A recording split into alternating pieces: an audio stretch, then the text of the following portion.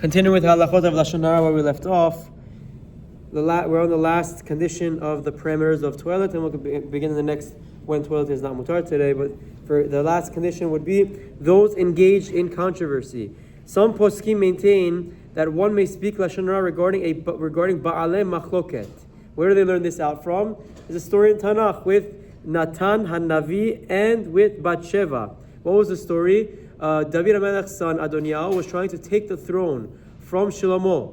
Shlomo was the rightful heir that was promised to Bathsheba, but David was old and wasn't aware of what Adoniah was doing necessarily.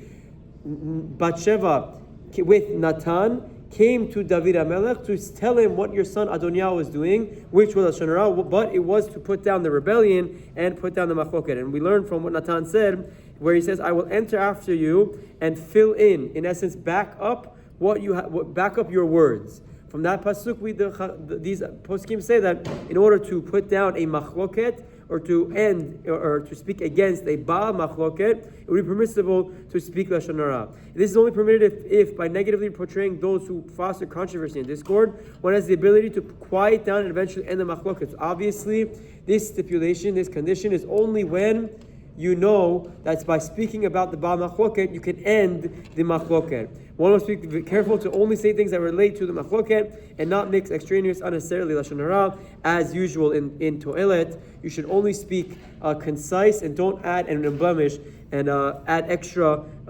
different parameters to what you're saying when you're trying to speak Toelet. The next category would be when Toelet is not Muttar. We spent maybe a week or two explaining different scenarios that Toelet is permitted. Now, which scenarios would Toelet not be permitted? Sometimes even if there is Toelet, one may still not relay Lashon Hara. First example is if the speaker is also guilty.